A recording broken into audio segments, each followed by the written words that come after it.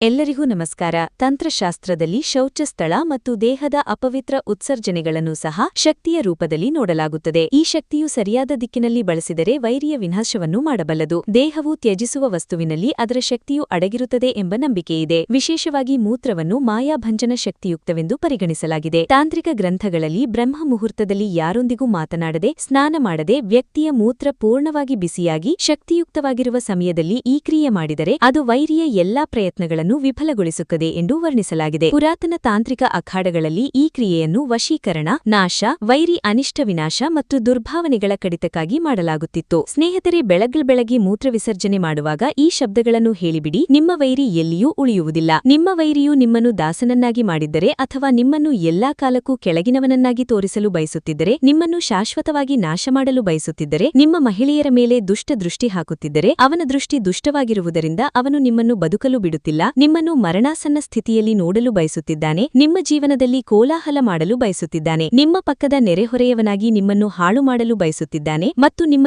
ಎಲ್ಲವನ್ನೂ ನಾಶ ಮಾಡಲು, ನಿಮ್ಮನ್ನು ಕೊಳ್ಳೆ ಹೊಡೆಯಲು, ನಿಮ್ಮ ಆಸ್ತಿಯನ್ನು ಹಿಡಿದುಕೊಳ್ಳಲು ಬಯಸುತ್ತಿದ್ದಾನೆ. ಅಂತಹ ವೈರಿಗೆ ಈ ವಿಧಾನವನ್ನು ನೀವು ಖಂಡಿತವಾಗಿ ಮಾಡಿ. ಇಂದು ನಾನು ನಿಮಗೆ ಹೇಳುತ್ತಿರುವ ಈ ವಿಧಾನವು ಬೆಳಗ್ಗೆ ಮೂತ್ರ ವಿಸರ್ಜನೆ ಮಾಡುವಾಗ ಕೇವಲ ಈ ವಿಷಯವನ್ನು ಹೇಳಿಬಿಡಿ, ನಿಮ್ಮ ವೈರಿ ಎಲ್ಲಿಯೂ ಉಳಿಯುವುದಿಲ್ಲ. ಸ್ನೇಹಿತರೆ, ಬೆಳಗ್ಗೆ ಮೂತ್ರ ವಿಸರ್ಜನೆ ಮಾಡುವಾಗ ಕೇವಲ ಈ ವಿಷಯವನ್ನು ಹೇಳಿಬಿಡಿ, ನಿಮ್ಮ ವೈರಿಯ ಸಂಪೂರ್ಣ ಭಾಗ್ಯ ನಾಶವಾಗುತ್ತದೆ, ಅವನು ಹಾಳಾಗುತ್ತಾನೆ, ಹುಚ್ಚನಾಗಿ ಹಾಳಾಗಿ ತಿರುಗಾಡುತ್ತಾನೆ. ನಿಮ್ಮ ಮೇಲೆ ಏನಾದರೂ ಮಾಡಿಸಿದ್ದರೂ ಅದು ಅವನ ಮೇಲೆಯೇ ತಿರುಗುತ್ತದೆ. ಇದು ಅತ್ಯಂತ ಶಕ್ತಿಶಾಲಿ ಕ್ರಿಯೆಯಾಗಿದೆ. ಇದು ಅತ್ಯಂತ ಪ್ರಬಲ ಕ್ರಿಯೆಯಾಗಿದೆ. ನೀವು ಮೂತ್ರ ವಿಸರ್ಜನೆ ಮಾಡಲು ಹೋಗುವಾಗ ಆ ಸಮಯದಲ್ಲಿ ಈ ಶಬ್ದಗಳನ್ನು ಖಂಡಿತವಾಗಿ ಹೇಳಿ. ಈಗ ಯಾವ ಶಬ್ದಗಳನ್ನು ಹೇಳಬೇಕು, ಹೇಗೆ ಹೇಳಬೇಕು, ಯಾವಾಗ ಮಾಡಬೇಕು, ಯಾವ ದಿನ ಈ ವಿಧಾನವನ್ನು ಮಾಡಬೇಕು ಗಮನವಿಟ್ಟು ಕೇಳಿ. ಸ್ನೇಹಿತರೆ, ನೀವು ಈ ವಿಡಿಯೋ ನೋಡುತ್ತಿರುವ ದಿನವೇ ಬಹುಶಃ ನೀವು 4 ಕಡೆಯಿಂದ ವೈರಿಗಳಿಂದ ಸುತ್ತುವರೆಯಲ್ಪಟ್ಟಿರಬಹುದು. ವೈರಿಯು ನಿಮ್ಮ ಮೇಲೆ ದಾಳಿ ಹಾಕಿ ಕುಳಿತಿರಬಹುದು. ಇಂದಿನ ವೈರಿಗಳು ಹಿಂದಿನಿಂದ ಹೊಡೆಯುತ್ತಾರೆ, ಮುಂದಿನಿಂದ ಹೊಡೆಯುವುದಿಲ್ಲ. ಅವರು ಯೋಚಿಸುತ್ತಾರೆ, ಇವನನ್ನು ಹಿಂದಿನಿಂದ ಹಾಳು ಮಾಡಿ, ಇವನನ್ನು ಕೊಲ್ಲಿ, ಇವನ ಆಸ್ತಿ ಹಿಡಿದುಕೊಳ್ಳಿ, ಅಥವಾ ನಿಮ್ಮ ಮಹಿಳೆಯರ ಮೇಲೆ ದುಷ್ಟದೃಷ್ಟಿ ಇರಿಸಿ, ಯಾವುದಾದರೂ ಸುಂದರ ಕನ್ಯೆಯಿದ್ದರೆ ಅವಳನ್ನು ಫಸಾಯಿಸಿ. ಇಂದಿನ ವೈರಿಗಳ ಇಂತಹ ಗಣ್ಯ ಯೋಚನೆಯಿದೆ. ಈ ವೈರಿಗಳಿಂದ ಹೇಗೆ ತಪ್ಪಿಸಿಕೊಳ್ಳುವುದು? ಈ ಕ್ರಮಗಳು ನಿಮ್ಮ ಕೆಲಸಕ್ಕೆ ಬರುತ್ತವೆ. ಇದರಲ್ಲಿ ನೀವು ವೈರಿಯೊಂದಿಗೆ ಯಾವುದೇ ಯುದ್ಧ ಮಾಡುವ ಅಗತ್ಯವಿಲ್ಲ, ಮುಂದೆ ಬಂದು ಯುದ್ಧ ಮಾಡುವ ಅಗತ್ಯವಿಲ್ಲ. ಏಕೆಂದರೆ ಇಂದಿನ ವೈರಿಗಳು ಸಾಮಾನ್ಯರಂತೆ ಮುಂದೆ ಬಂದು ಯುದ್ಧ ಮಾಡುವುದಿಲ್ಲ. ಅವರು ಹಿಂದಿನಿಂದ ಹೊಡೆಯುತ್ತಾರೆ, ಹಿಂದಿನಿಂದ ತಾಂತ್ರಿಕ ಕ್ರಿಯೆ ಮಾಡಿಸುತ್ತಾರೆ ಮತ್ತು ಸಂಘಪುಟ್ಟ ತಾಂತ್ರಿಕ ಕ್ರಿಯೆಯಲ್ಲ, ದೊಡ್ಡ ತಾಂತ್ರಿಕ ಕ್ರಿಯೆಗಳನ್ನು ಮಾಡಿಸುತ್ತಾರೆ. ನೀವು ಆರಾಮವಾಗಿ ಜೀವನ ನಡೆಸುತ್ತಿದ್ದರೆ ನಿಮ್ಮನ್ನು ಅನಾರೋಗ್ಯಕ್ಕೆ ತಳ್ಳುತ್ತಾರೆ. ಮನೆಯಲ್ಲಿ ಒಬ್ಬರೇ ಗಳಿಸುವ ಸದಸ್ಯರಿದ್ದರೆ ನೀವು ಅನಾರೋಗ್ಯಕ್ಕೆ ತುತ್ತಾದರೆ ಯಾರು ಗಳಿಸುತ್ತಾರೆ? ಮನೆಯಲ್ಲಿ ಹಣದ ಕೊರತೆ ಉಂಟಾಗುತ್ತದೆ, ಅಥವಾ ಅವರು ನಿಮ್ಮ ವ್ಯಾಪಾರವನ್ನು ನಿಲ್ಲಿಸುತ್ತಾರೆ, ಅಥವಾ ನಿಮ್ಮ ಜೀವನದಲ್ಲಿ ಇಂತಹ ಕೋಲಾಹಲ ಮಾಡುತ್ತಾರೆ ಎಂದರೆ ಕೋರ್ಟ್ ಕಚೇರಿ ಚಕ್ಕರ್ ಹಾಕಿಸುತ್ತಾರೆ, ನಿಮ್ಮ ಆಸ್ತಿಯನ್ನು ಹಿಡಿದುಕೊಳ್ಳುತ್ತಾರೆ, ನಿಮ್ಮ ಮಹಿಳೆಯರ ಮೇಲೆ ತಪ್ಪು ಆಚರಣೆ ಮಾಡುತ್ತಾರೆ, ಏನಾದರೂ ಮಾಡಬಲ್ಲರು. ಇದನ್ನು ಹಿಂದಿನಿಂದ ಹೇಗೆ ಮಾಡುತ್ತಾರೆ? ತಾಂತ್ರಿಕರ ಬಳಿ ಹೋಗಿ ನೀವು ಅನೇಕ ಬಾರಿ ನೋಡಿರಬಹುದು. ತಾಂತ್ರಿಕರು ಕಾಳುಮೆಣಸು, ಬೆಳ್ಳುಳ್ಳಿ, ಸ್ಮಶಾನದ ವಸ್ತುಗಳಿಂದ ಕ್ರಮಗಳು ಮಾಡಿ ಇನ್ನೊಬ್ಬರ ಮನೆಯಲ್ಲಿ ಆಪತ್ತು ಹುಟ್ಟಿಸುತ್ತಾರೆ, ಇನ್ನೊಬ್ಬರ ಮನೆಯನ್ನು ಸ್ಮಶಾನವನ್ನಾಗಿ ಮಾಡುತ್ತಾರೆ. ಹಾಗೆಯೇ ನಿಮ್ಮ ಮನೆಯಲ್ಲಿ ರಸ್ತೆಯಲ್ಲಿ ನಡೆಯುತ್ತಿರುವಾಗ ಜಗಳಗಳು ಆರಂಭವಾಗುತ್ತವೆ. ಮೊದಲು ಎಲ್ಲರೂ ಸಂತೋಷವಾಗಿದ್ದರು, ಆದರೆ ಇಂದು ಏನಾಗುತ್ತಿದೆ? ಇದ್ದಕ್ಕಿದ್ದಂತೆ ಜಗಳ ವಿವಾದಗಳು ನಡೆಯುತ್ತಿವೆ. ಏಕೆಂದರೆ ನೀವು ಉನ್ನತಿಯನ್ನು ಸಾಧಿಸುತ್ತಿದ್ದೀರಿ. ಯಾರು ಉನ್ನತಿ ಸಾಧಿಸುತ್ತಾರೋ ಅವರ ಮನೆಯಲ್ಲೇ ಉಥಲಪುಥಲವಾಗುತ್ತದೆ. ನೀವು ನೋಡಿರಬಹುದು, ಏಕೆಂದರೆ ವೈರಿಗಳು ಉನ್ನತಿಯಿಂದೇ ಚಿಡುತ್ತಾರೆ ಮತ್ತು ಉನ್ನತಿಯಾಗದಂತೆ ನೋಡಿಕೊಳ್ಳುತ್ತಾರೆ. ಈಗ ವೈರಿಗಳು ಉನ್ನತಿಯಿಂದ ಚಿಡುತ್ತಾರೆಯಾದರೆ ಏನು ಮಾಡುತ್ತಾರೆ?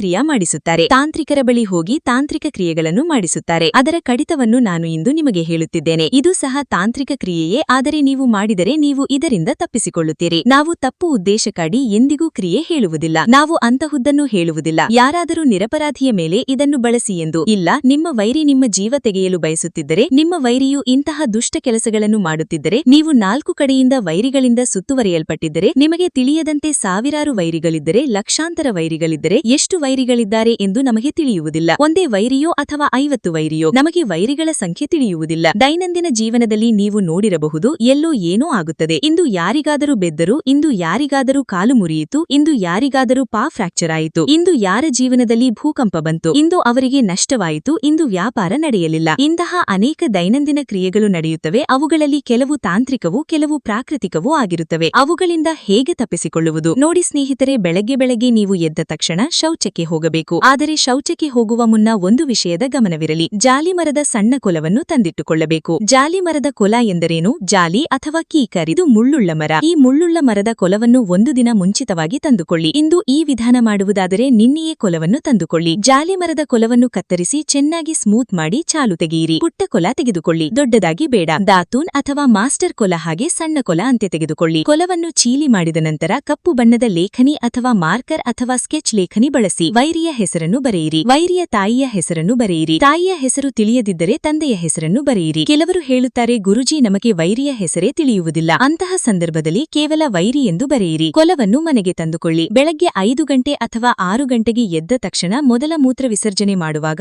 ಈ ಕೊಲವನ್ನು ಜೊತೆಗೆ ತೆಗೆದುಕೊಂಡು ಹೋಗಿ ವೈರಿ ಎಂದು ಬರೆದಿರುವ ಸ್ಥಳದ ಮೇಲೆ ಮೂತ್ರ ವಿಸರ್ಜನೆ ಮಾಡಿ. ಜಾಲಿ ಕೊಲವನ್ನು ತಂತ್ರಶಾಸ್ತ್ರದಲ್ಲಿ ಬಹಳ ಬಳಸುತ್ತಾರೆ. ಮೂತ್ರ ವಿಸರ್ಜನೆ ಮಾಡುವಾಗ ಹನ್ ಹನ್ ಹನ್ ಹನ್ ಎಂದು ಹೇಳುತ್ತಾಯಿರಿ. ಮೂತ್ರದ ಧಾರೆ ಕೊಲದ ಮೇಲೆ ಬೀಳುತ್ತಿರುವವರೆಗೂ ಹನ್ ಹನ್ ಎಂದು ಹೇಳುತ್ತಾಯಿರಿ. ಮಹಿಳೆಯರು ಮಾಡಬಹುದು, ಪುರುಷರು ನಿಂತು ಮಾಡುತ್ತಾರೆ, ಮಹಿಳೆಯರು ಕುಳಿತು ಮಾಡುತ್ತಾರೆ. ಮನೆಯಲ್ಲೇ ಮಾಡಿ ಹೊರಗೆ ಹೋಗುವ ಅಗತ್ಯವಿಲ್ಲ. ಮೂತ್ರ ವಿಸರ್ಜನೆ ಮುಗಿಸಿ ನಿಂತುಕೊಂಡ ನಂತರ ಈ ಕೊಲದಿಂದ ವೈರಿಯನ್ನು ಹೊಡೆಯುವಂತೆ ಕಲ್ಪಿಸಿ ಕೊಲವನ್ನು ದೊಡ್ಡ ಕೋಪದಿಂದ ಹೊಡೆಯಿರಿ. ನಂತರ ಈ ಕೊಲವನ್ನು ಹೊರಗೆ ಎಸೆಯಿರಿ. ಎಲ್ಲಿ ಎಸೆಯಬೇಕು? ಯಾವುದಾದರೂ ಗಂದಿ ನಾಲೆಯಲ್ಲಿ ಅಥವಾ ಗಂದಿ ತುಂಬಿದ ಸ್ಥಳದಲ್ಲಿ, ಶೌಚಗೃಹ ಅಥವಾ ಕಸದ ಸ್ಥಳದಲ್ಲಿ ಎಸೆಯಿರಿ. ಎಸೆದು ತಿರುಗಿ ನೋಡದೆ ಮನೆಗೆ ಬನ್ನಿ. ಕೈಮುಖ ತೊಳೆಯಿರಿ. ನಿಮ್ಮ ಕೆಲಸ ಮುಗಿಯಿತು.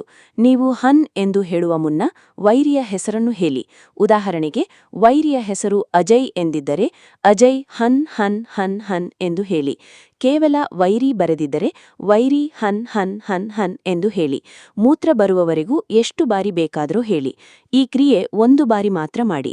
ಕೊಲವನ್ನು ಒಮ್ಮೆ ಹೊಡೆದು ಹೊರಗೆ ಸೇರಿ ಕಸದಲ್ಲಿ ಅಥವಾ ಕಸದ ಗಾಡಿಯಲ್ಲಿ ಹಾಕಿ. ನಿಮ್ಮ ಕೆಲಸ ಮುಗಿಯಿತು. ನಿಮ್ಮ ಎಲ್ಲಾ ವೈರಿಗಳು ಅನುತಾಪ ಪಡುತ್ತಾರೆ, ಅಳುತ್ತಾರೆ, ಅವರ ಭಾಗ್ಯ ಹಾಳಾಗುತ್ತದೆ. ಇದು ಎಷ್ಟು ಅಪಾಯಕಾರಿ ತಾಂತ್ರಿಕ ಕ್ರಮವಾಗಿದೆ. ಈ ಕ್ರಿಯೆಯಿಂದ ಅವನ ಭಾಗ್ಯ ಏನು ಮಾಡಲಾರದು. ಬಾಹುಬಲಿಯಾಗಿರಲಿ, ಕೋಟ್ಯಾಧಿಪತಿಯಾಗಿರಲಿ ಏನು ಮಾಡಲಾರನು. ಅವನು ಬಯಸಿದ ನಿಮಗೇನು ಮಾಡಲಾರನು. ಮಾಡಿಸಿದರೂ ಅದು ಅವನ ಮೇಲೆಯೇ ತಿರುಗುತ್ತದೆ. ಇದು ಎಷ್ಟು ಅತ್ಯಂತ ಶಕ್ತಿಶಾಲಿ ವಿಧಾನವಾಗಿದೆ. ಈ ಕ್ರಿಯೆಯಿಂದ ವೈರಿ ಅಳುತ್ತಾನೆ, ಅನುತಾಪ ಪಡುತ್ತಾನೆ, ಗಿಡಿಗಿಡಿಸುತ್ತಾನೆ, ಸಾಯುತ್ತಾನೆ. ಸ್ನೇಹಿತರೆ, ವಿಡಿಯೋದ ಕೊನೆಯಲ್ಲಿ ನಾವು ವೈರಿ ಮುಕ್ತಿಗಾಗಿ ಮೂತ್ರ ವಿಸರ್ಜನೆಯೊಂದಿಗೆ ಗುಪ್ತ ಮತ್ತು ಪ್ರಭಾವಶಾಲಿ ತಾಂತ್ರಿಕ ವಿಧಾನಗಳನ್ನು ಹೇಳುತ್ತೇವೆ. ಇದನ್ನು ಅನುಸರಿಸಿ ನಿಮ್ಮ ವೈರಿಯನ್ನು ಸಂಪೂರ್ಣವಾಗಿ ನಾಶ ಮಾಡಬಹುದು.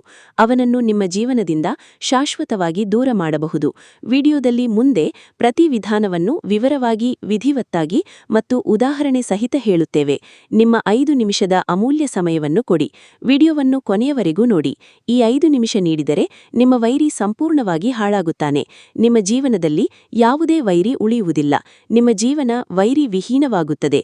ಈ ವಿಧಾನ ಬಹಳ ಶಕ್ತಿಶಾಲಿ. ಇದನ್ನು ಬಹಳ ಜಾಗೃತಿಯಿಂದ ಮಾಡಬೇಕು. ಸ್ನೇಹಿತರೆ, ನಿಮ್ಮ ಜೀವನದಲ್ಲಿ ಮರೆಯಲ್ಪಟ್ಟ ವೈರಿಗಳಿಂದ ನೀವು ತೊಂದರೆಗೆ ಒಳಗಾಗುತ್ತಿದ್ದೀರಾ? ನಿಮ್ಮ ಮೇಲೆ ಮತ್ತೆ ಮತ್ತೆ ಬಾಧೆಗಳು ಬರುತ್ತಿವೆಯೇ? ನೌಕರಿಯಲ್ಲಿ ಅಡಚಣೆ, ವ್ಯಾಪಾರದಲ್ಲಿ ನಷ್ಟ ಅಥವಾ ಮನೆಯಲ್ಲಿ ಕ್ಲೇಶ? ಬಹುಶಃ ಯಾರಾದರೂ ಮರೆಯಲ್ಪಟ್ಟ ವೈರಿಯು ನಿಮಗೆ ಹಾನಿ ಮಾಡುತ್ತಿರಬಹುದು. ತಂತ್ರ, ಮಂತ್ರ, ಕಾಳಾಜಾದು ಅಥವಾ ನಜರ್ ಮೂಲಕ. ಆದರೆ ಚಿಂತೆ ಮಾಡಬೇಡಿ.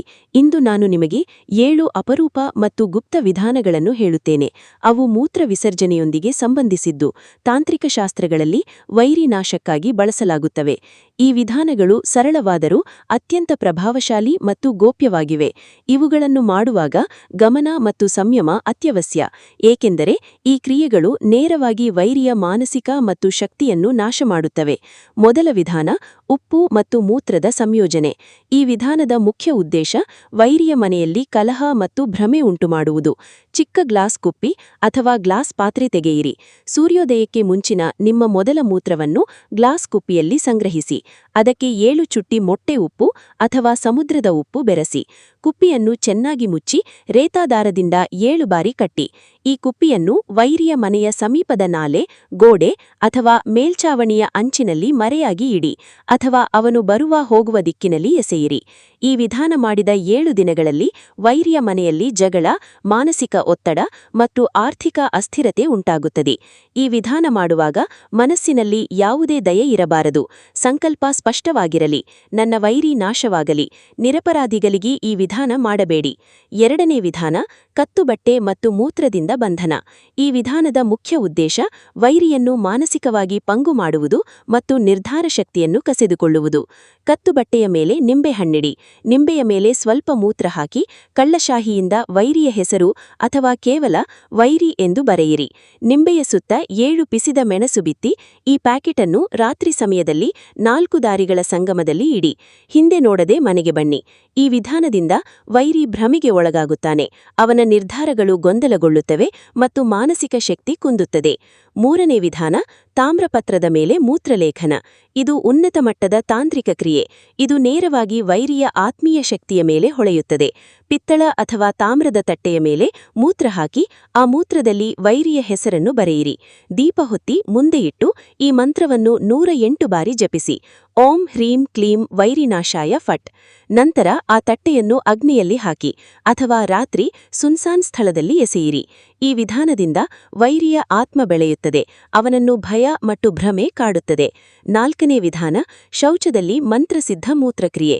ಈ ಕ್ರಿಯೆಯು ವೈರಿಗೆ ಶಾರೀರಿಕ ಅನಾರೋಗ್ಯ ಮತ್ತು ಮಾನಸಿಕ ಆಯಾಸ ನೀಡುತ್ತದೆ. ಶೌಚ ಅಥವಾ ಮೂತ್ರ ವಿಸರ್ಜನೆ ಮಾಡುವಾಗ ಮನಸ್ಸಿನಲ್ಲೇ 21 ಬಾರಿ ಈ ಮಂತ್ರ ಹೇಳಿ. ಓಂ ವೈರಿನಾಶನಾಯ ಮುದ್ರಾಯೇ ನಮಃ. ಈ ಕ್ರಿಯೆಯನ್ನು 11 ದಿನಗಳವರೆಗೆ ಮಾಡಿ. 12ನೇ ದಿನ ಮನೆಯ ಉತ್ತರ ದಿಕ್ಕಿನಲ್ಲಿ ನಿಂಬೆ ಕತ್ತರಿಸಿ 4 ಭಾಗ ಮಾಡಿ ಮತ್ತು ಮೂತ್ರ ವಿಸರ್ಜನೆ ಮಾಡಿದ ಸ್ಥಳದಲ್ಲಿ ಚಿಮುಕಿಸಿ. ಈ ವಿಧಾನದಿಂದ ವೈರಿ ಶಾರೀರಿಕವಾಗಿ ಅನಾರೋಗ್ಯಕ್ಕೆ ಒಳಗಾಗುತ್ತಾನೆ. ಅವನ ರೋಗ ಪ್ರತಿರೋಧಕ ಶಕ್ತಿ ಕುಂದುತ್ತದೆ. 5ನೇ ವಿಧಾನ, ಶನಿವಾರದ ಮೂತ್ರಕ್ರಿಯೆ. ಶನಿವಾರದಂದು ಮಾಡಿದ ಮೂತ್ರಕ್ರಿಯೆಯು ಶನಿ ಸಂಬಂಧಿತ ವೈರಿಗಳನ್ನು ಶಾಂತಗೊಳಿಸುತ್ತದೆ. ಶನಿವಾರ ಸೂರ್ಯೋದಯಕ್ಕೆ ಮುಂಚೆ ಮೂತ್ರವನ್ನು ಮಣ್ಣಿನ ಪಾತ್ರೆಯಲ್ಲಿ ಸಂಗ್ರಹಿಸಿ ಮುಳ್ಳಿರುವ ಮರದ ಬುಡಕ್ಕೆ ಮೌನವಾಗಿ ಅರ್ಪಿಸಿ. ಹೇಳಿ, ಹೇ ಶನಿದೇವ, ನನ್ನ ವೈರಿಯ ವಿನಾಶ ಮಾಡು. ನನ್ನ ವೈರಿಗಳಿಂದ ನನ್ನನ್ನು ದೂರವಿರು. ಈ ವಿಧಾನವನ್ನು 3 ಶನಿವಾರಗಳವರೆಗೆ ಮಾಡಿ. ಇದರಿಂದ ವೈರಿಯು ಶನಿ ತಾಂತ್ರಿಕ ಬಾಧೆ ಹಾಕಿದ್ದರೆ ಅದು ಸ್ವತಃ ಪಲ್ಟಾಗುತ್ತದೆ. 6ನೇ ವಿಧಾನ, ಎಳ್ಳು ಎಣ್ಣೆ ಮತ್ತು ಮೂತ್ರದ ಸಂಯೋಜನೆ. ಈ ಕ್ರಿಯೆಯಿಂದ ವೈರಿಯ ತೇಜಸ್ಸು, ಲೋಕಪ್ರಿಯತೆ ಮತ್ತು ಸಾಮಾಜಿಕ ಪ್ರಭಾವ ನಾಶವಾಗುತ್ತದೆ. ಎಳ್ಳು ಎಣ್ಣೆ ಮತ್ತು ಮೂತ್ರವನ್ನು ಬೆರೆಸಿ ಈ ಮಿಶ್ರಣವನ್ನು ಹಳೆಯ ಜೂತಿಯ ಮೇಲೆ ಚಿಮುಕಿಸಿ. ಅಂದರೆ ಬಳಸದ ಜೂತಿಯ ಮೇಲೆ ಚಿಮುಕಿಸಿ. ಆ ಜೂತಿಯನ್ನು ಸುಡಿ. ಅದರ ಬೂದಿಯನ್ನು 4 ದಾರಿಗಳ ಸಂಗಮದಲ್ಲಿ ಹರಡಿ. ಮಾಡುವಾಗ ಮನಸ್ಸಿನಲ್ಲಿ ಹೇಳಿ, ಈ ಜೂತೆ ಸುಟ್ಟಂತೆ ನನ್ನ ವೈರಿಯ ತೇಜಸ್ಸು ಸುಡಲಿ. ನನ್ನ ವೈರಿ ಮಾಡಿದ ಜಾದೂ, ಟೋನ ಎಲ್ಲವೂ ಸುಟ್ಟು ಹೋಗಲಿ. ಈ ವಿಧಾನದಿಂದ ವೈರಿಯ ಪ್ರತಿಷ್ಠೆ ಕುಸಿಯುತ್ತದೆ. ಸಮಾಜದಲ್ಲಿ ಅವನ ಹೆಸರು ಕೆಟ್ಟು ಹೋಗುತ್ತದೆ. 7ನೇ ಮುಖ್ಯ ವಿಧಾನ, ಗುಪ್ತ ಮೂತ್ರ ಸಾಧನೆ. ಕೇವಲ ಪೂರ್ಣ ತಾಂತ್ರಿಕರಿಗೆ ಇದು ಅತ್ಯಂತ ರಹಸ್ಯಮಯ ಸಾಧನೆ. ಪೌರ್ಣಮಿಯ ರಾತ್ರಿ ಕತ್ತು ವಸ್ತ್ರ ಧರಿಸಿ ಏಕಾಂತ ಸ್ಥಳಕ್ಕೆ ಹೋಗಿ ಗೋಳಾಕಾರ ಗೆರೆಯಲ್ಲಿ ಮೂತ್ರ ಚಿಮುಕಿಸಿ. ಅದರೊಳಗೆ ಕುಳಿತು ಈ ಮಂತ್ರವನ್ನು ಜಪಿಸಿ. ಓಂ ಕೃದೇವ ನಮಃ 108 ಬಾರಿ ಜಪಿಸಿ. ನಂತರ ಅಗ್ನಿಯಲ್ಲಿ ನಿಂಬೆ ಮತ್ತು ಕೆಂಪು ಮೆಣಸು ಅರ್ಪಿಸಿ. ವೈರಿಯ ಹೆಸರು ಹೇಳಿ ಅವನ ಮಾನಸಿಕ ವಿನಾಶ ಮಾಡಿ. ಈ ವಿಧಾನವು ಮಾನಸಿಕ ಮತ್ತು ಶಕ್ತಿಯ ಮಟ್ಟದಲ್ಲಿ ವೈರಿಯನ್ನು ಸಂಪೂರ್ಣವಾಗಿ ನಾಶ ಮಾಡುತ್ತದೆ. ಪರಿಣಾಮ ತೀವ್ರ ಮತ್ತು ಸ್ಥಿರವಾಗಿರುತ್ತದೆ. ಹೀಗೆ ಸ್ನೇಹಿತರೆ, ಇವು ಮೂತ್ರ ವಿಸರ್ಜನೆಯೊಂದಿಗೆ ಸಂಬಂಧಿಸಿದ 7 ಅತ್ಯಂತ ಗೋಪ್ಯ, ಅಪರೂಪ ಮತ್ತು ಶಕ್ತಿಶಾಲಿ ವಿಧಾನಗಳಾಗಿವೆ. ಇವು ಸಾಮಾನ್ಯ ಪುಸ್ತಕಗಳಲ್ಲಿ ಸಿಗುವುದಿಲ್ಲ ಮತ್ತು ಯಾರೂ ಹೇಳುವುದಿಲ್ಲ. ಈ ಕ್ರಿಯೆಗಳನ್ನು ಮಾಡುವಾಗ ನಿಮ್ಮ ಶ್ರದ್ಧೆ, ಏಕಾಗ್ರತೆ ಮತ್ತು ಶುದ್ಧ ಸಂಕಲ್ಪ ಅತ್ಯಂತ ಮುಖ್ಯ. ನೆನಪಿರಿ, ತಂತ್ರವು ಕೇವಲ ಸತ್ಯ ಉದ್ದೇಶ ಇದ್ದಾಗ ಮಾತ್ರ ಫಲಿಸುತ್ತದೆ. ನೀವು ಈ ವಿಧಾನಗಳನ್ನು ಶ್ರದ್ಧೆ ಮತ್ತು ವಿಧಿವತ್ತಾಗಿ ಮಾಡಿದರೆ ವೈರಿ ಎಷ್ಟೇ ಬಲಶಾಲಿಯಾದರೂ ನಿಮ್ಮ ಮುಂದೆ ನಿಲ್ಲಲಾರನು. ಸ್ನೇಹಿತರೆ, ಈ ವಿಡಿಯೋ ನಿಮಗೆ ಇಷ್ಟವಾದರೆ ಲೈಕ್ ಮಾಡಿ, ಶೇರ್ ಮಾಡಿ, ಸಬ್ಸ್ಕ್ರೈಬ್ ಮಾಡಿ. Thank you for watching.